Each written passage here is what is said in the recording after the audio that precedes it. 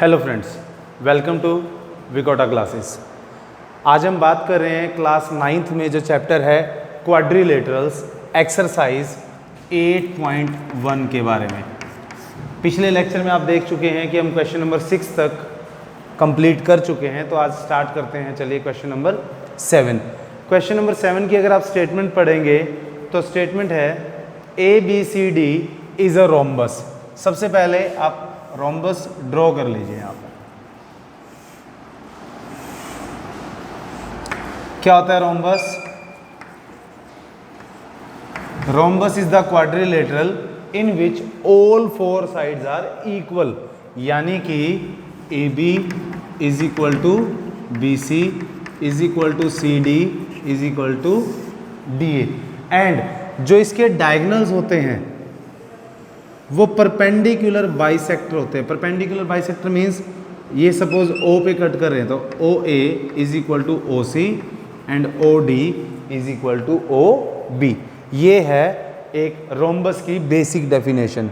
तो ये जो क्वेश्चन है इसकी अगर आप स्टेटमेंट पढ़ेंगे तो क्या लिखा है कि show that the diagonal AC bisects angle A, यानी कि जो ये एंगल A है यहाँ पर, इसके 2 पार्ट्स हो गए। सपोज ये एंगल 1 है और ये एंगल 2, तो आपको बताना है कि angle 1 is equal to angle 2, तभी तो बाइसेक्ट होगा ना ये। ओके, सिमिलरली कहते हैं एंगल C को भी बाइसेक्ट करता है, तो एंगल 3 इज इक्वल टू आना चाहिए एंगल नंबर 4 के। क्लियर है ये सबको? तो चलिए सबसे पहले लिखेंगे गिवन में आएगा ABCD in ABCD AB is equal to BC is equal to CD is equal to DA। Clear? Second है AC is perpendicular to BD। Okay, perpendicular bisector है ना, तो एंगल ये 90 डिग्री का होगा। तो ये करते हैं O पर। अब हमें प्रूव क्या करना है यहाँ पर? टू प्रूव में हमें क्या प्रूव करना है कि ये एंगल A को बाइसेक्ट कर रहा है, तो लिखेंगे AC bisects angle A and angle C। इसका मतलब आप ब्रैकेट में लिख सकते हो कि एंगल 1 हमें शो करना है एंगल 2 के और एंगल 3 शो करना है हमें एंगल 4 के। इसमें कंस्ट्रक्शन की हमें ज़रूरत नहीं पड़ेगी, अदरवाइज यहाँ पर एक नई हेडिंग आ जाती कंस्ट्रक्शन। तो चलिए प्रूफ स्टार्ट करते हैं। प्रूफ देखिए, अगर मुझे प्रूव करना है इसमें कि एंगल 1 और एंगल 2 इक्वल है, तो सबसे पहले आप ये देखिए कि एंगल 1 और एंगल 2 किन ट्रायंगल्स में आएंगे, कौन सी ट्रायंगल में आता है एंगल 1। तो अगर मैं इसको हाईलाइट करूं आपके सामने, तो ये ट्रायंगल आपको दिख रही है सबको, ट्रायंगल OAD, एंड दूसरी ट्रायंगल OAB। ठीक है, तो मैं इन दोनों ट्रायंगल को कॉन्ग्रेंट प्रूव करूंगा। अभी आपने देखा था क्वाड्रिलेटरल से लास्ट चैप्टर हमारा ट्रायंगल्स का था, तो ट्रायंगल्स में हमने कॉन्ग्रेंसी ऑफ ट्रायंगल्स के बारे में पढ़ा था, तो वही कॉन्सेप्ट हम यहाँ पर यूज करेंगे। तो हम लेते हैं ट्रायंगल AOD।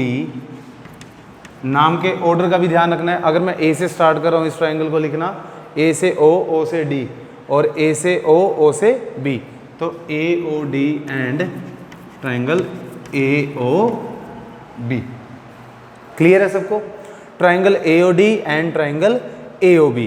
तो इन दोनों ट्रायंगल्स में अगर मैं कॉन्ग्रेंसी प्रूव करूं, तो कॉन्ग्रेंसी के रूल कौन कौन से बताए हैं मैंने? SSS रूल, यानी कि साइड रूल ले सकते हैं, SAS रूल लिया जा सकता है, और ASA। इन तीनों में से आप कोई भी एक रूल यूज कर सकते हैं। तो देखिए इन दोनों ट्रायंगल्स की अगर मैं बात करूं तो मुझे सबसे पहले दिखाई दे रहा है AB is equal to AD। तो सबसे पहले लिखिए AB is equal to AD। क्यों है ये? क्योंकि equal sides of rhombus. Reason जरूर देना आपको,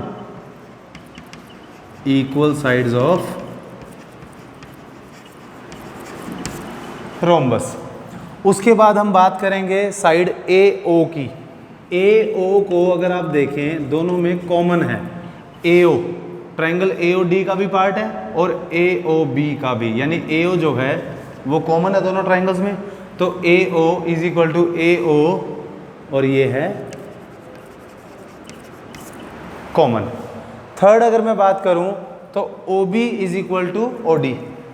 क्यों? O D is equal to O B क्यों होता है ओ डी और ओ बी इक्वल? अभी मैंने आपको बताया था कि रोम्बस के जो डायगोनल्स होते हैं वो एक दूसरे के परपेंडिकुलर बाइसेक्टर है। बाइसेक्टर मतलब यानी कि ये जो इसका डायगोनल है वो इसका बाइसेक्टर है ओ पॉइंट पे। तो बाइसेक्ट का मतलब होता है 50-50, हाफ हाफ में इसको डिवाइड करना। तो O D is equal to O B because diagonals bisect each other. Diagonals bisect each other in rhombus. तो तीनों कंडीशन आप देख चुके हैं। इसका मतलब यहाँ से दोनों ट्रायंगल क्या हो जाती है हमारी कॉन्ग्रेंट। तो मैं यहाँ पर इसको कर देता हूँ triangle A O D is congruent to triangle A O B by S S S rule. By S S S से हो गया ये। तो by C P C T angle 1 is equal to angle 2 by C P C T hence A C bisects angle A. बताइए यहां तक समझ आया आपको? Okay fine. तो यहां से आपने देखा कि ये दोनों ट्रायंगल्स जो हैं कॉन्ग्रेंट है। तो by C P C T यहाँ से एंगल 1 आ जाएगा एंगल 2 के इक्वल। सिमिलरली अब मुझे एंगल 3 और एंगल 4 को भी इक्वल करना है। तो जैसे ये दो ट्रायंगल आपको दिखाई दे रही है ऐसे हम इन दोनों ट्रायंगल्स को भी ले सकते हैं। तो सिमिलरली आप ये भी कर सकते हैं। Similarly triangle O C D या सी ओ डी ले लीजिए। सी ओ डी किसके कॉन्ग्रेंट हो जाएगा? सी ओ बी के। और वहाँ से by C P C T आप एंगल 3 और एंगल 4 को इक्वल दिखा सकते हैं by C P C T. C P C T है तो इसका मतलब A C bisects angle C also. अब इस क्वेश्चन को और आगे एक्सटेंड किया गया है कि एंगल बी और डी को भी ये बाइसेक्ट करते हैं। तो जब मैं इन दो ट्रायंगल्स को कॉन्ग्रेंट प्रूव कर सकता हूं, अब आपको इन दो ट्रायंगल्स को कॉन्ग्रेंट प्रूव करना है। Okay, triangle O A D, triangle O C D, same वही कंडीशन रहेंगी कि O D common, A D और डी सी क्या है? Sides of trapezium sorry rhombus, और ये कॉमन है और ये बाइसेक्ट करती हैं दोनों डायगोनल एक दूसरे को। तो यहाँ से आपका जो 7th क्वेश्चन है वो कंप्लीट हो जाता है। नेक्स्ट क्वेश्चन देखिए, क्वेश्चन नंबर 8 की स्टेटमेंट अगर हम पढ़ेंगे तो उसमें लिखा है कि A B C D is a rectangle in which A C bisects angle A and C. Angle bisect हो रहे हैं मतलब angle 1 is equal to angle 2 होगा and angle 3 is equal to angle 4 है। ये आपको गिवन है। अब आपको प्रूव क्या करना है? आपको प्रूव करना है सबसे पहला कि A B C D is a square. A B C D is a square. अगर आपको स्केयर प्रूव करना है, स्केयर में क्या कंडीशन होती है कि चारों साइड्स इक्वल है।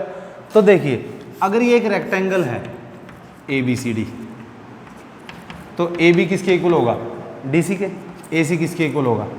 बी सी के। अगर मैं इन दोनों को इक्वल दिखा दूं, A B is equal to B C, A B अगर बी सी के इक्वल आ गया तो ये दोनों आपस में इक्वल हैं, ये दोनों आपस में, तो ये चारों साइड्स आपस में इक्वल हो जाएंगी और चारों इक्वल होके क्या बन जाएगा? स्केयर। तो इसका मतलब 2 प्रूफ में अगर मैं देखा, सबसे सिंपल सा है कि मुझे ए डी को बी सी के इक्वल शो करना है, ए डी को बी सी के sorry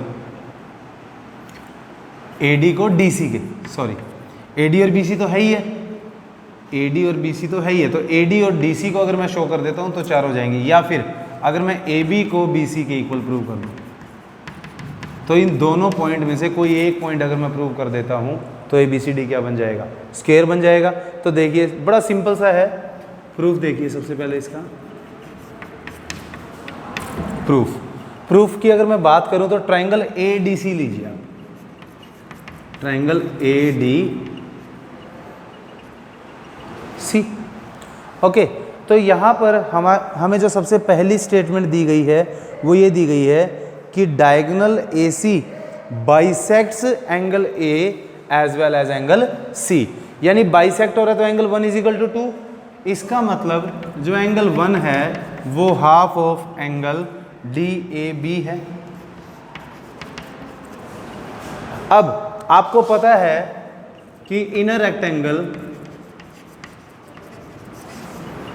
all angles are right angle, all angles are